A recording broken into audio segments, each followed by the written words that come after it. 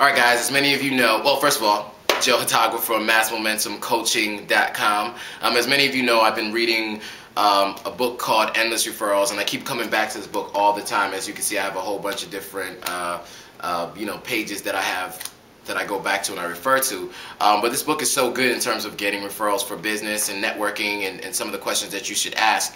And one thing I wanted to go over with you guys in terms of phone etiquette, I guess you would call it. And so I just want to go through the 10 steps or 10 tips for phone success. So number one is prepare in advance. So you want to prepare your questions and your responses in advance. Know your product and services well, and your mind will be free to listen to the consumer and focus on his or her needs. Number two is limit your own talking.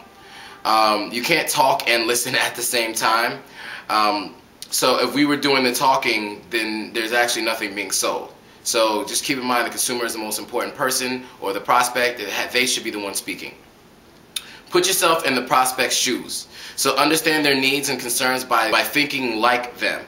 So, take their point of view in order to help them solve their problems. So just remember that you always want to keep in mind the prospect's own issues, and that you want to always come back to your solution being to solve whatever problems they're having. Ask questions. All right. Now we know the importance of asking questions during a presentation, but asking questions will also help clear up any points or prospects' concerns you're not sure or completely understand. So that's important. Paraphrasing your prospects' concerns back to them in the form of a question followed by, do I understand you correctly, or is that what you're saying, will keep you on the right track. You don't want to interrupt. Number 6 is you do not want to interrupt. Nothing will turn prospects off quicker than interrupting them. The same goes for finishing their sentences for them. You don't want to assume you know what they're going to say, even if you have to bite your lip or bite your tongue to keep you from doing so. So just give them a chance to say whatever they need to say before you respond. Number 7 is listen for the whole idea or complete picture.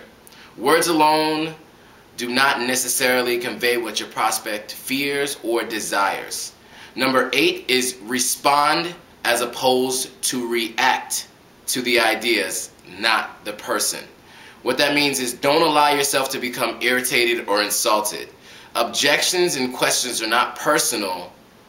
Also, don't let the prospect's mannerisms such as accent distract you. Number 9 is listen between the lines.